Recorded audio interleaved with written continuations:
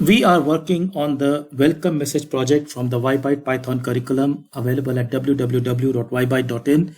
In fact, we have already made a good deal of progress. We have this very flexible function called shortcode, which generates a short form code based on user inputs. This function takes in an index as a positional argument, a bunch of, let's say, words as the variable arguments, and then let's say an add-on as a keyword arguments. Next, we have this function which estimates, let's say, or calculates the name strength of the player, depending on, again, the user inputs, which is basically keyword inputs, keyword arguments, and hence becomes a dictionary inside this. Notice, however, that these stages may or may not have succeeded, because in case there have been some errors, the short code and the name string may be, let's say, none types, because nothing would have been written the way we have written the function. Now, just to sort of take a bird's eye view of what we are building, having done the shortcode and the name string, we get into the next stage, which is the validation stage. In this, we do not directly take the user inputs, but we do take, let's say, the shortcode and the name string that has been created, and do some amount of, let's say, preliminary validation. If this preliminary validation passes, we send the data for a more deeper validation to, let's say, a remote server. Like I said, only if the preliminary validation passes. Now, clearly, all of this is, let's say, somewhat imaginary, but it's meant to kind of reflect reality. It's meant to sort of bring in a lot of varied concepts together in a cohesive activity, which obviously we can build on, and we can, let's say, exercise more and more creativity towards it. Now, in this video, we are going to spend a little bit time looking at the high-level view of the validation function. Remember, this validation function runs after the shortcode and the name string.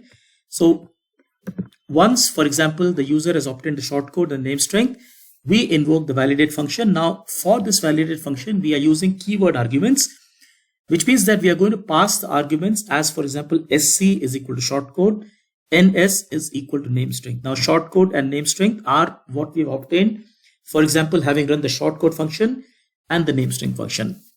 Now, remember, when I give in, let's say, keyword arguments, basically it's a dictionary with keys being, let's say, sc and ns. Now, this is, important to us. Let's see what, let's see this in code so that we understand what we are trying to do here. I come into my code here and I create a new function, completely new function, call it, let's say, def, let's say, validate. And notice I want to pass in, let's say, keyword argument. So I just call it, let's say, prelim data. Now, because it's a keyword argument, so I put 2 stars.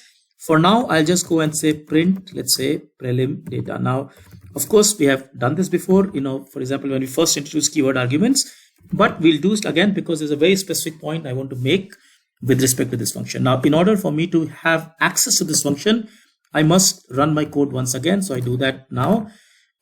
Let's say wm.py. Remember, it tells me to create a shortcode, so I will do that from my earlier, let's say, calls to the function. So, hopefully I've passed through this. I create a name string using, let's say, my name as Mr. Bombastic. Sounds good. Now, clearly, I have 2 variables, which is sf and ns. I am going to call my validate function in a very specific manner. Sc equals to, let's say, sf. ns is equal to ns. Now, remember, this being keyword argument, when I run this code, since I have a print statement over here, it prints for me a dictionary with keys being sc and ns. Now, I want to be very clear over here. This statement might be a bit confusing, but really it should not be. The first ns is the keyword, and that's why name string ns becomes a key in this dictionary, prelim data. However, the second one is also being called ns, not because of anything special, but because, remember, my name string was denoted by ns. So basically the way I'm writing this function, I'm expecting the keys to be sc and ns. Remember, however, it's the player who's going to do it. So we have informed the player, well, look, for validation, use something like sc equals to sc, ns equals to ns. What we really mean is sc, the second sc and the second ns here are the values that the player has obtained having run the shortcode and the name string. And that's why I run, let's say, sc is equal to sf here, because that's what I called it. In case of ns, I called it ns, and hence I ran ns equals to ns. Now we will go further with this. we will build this function a bit more carefully, but we'll do that in the next video. I hope this was interesting. In general, if you think this way of learning is fun, look at our website www.ybyte.in, because that is how we learn Python programming.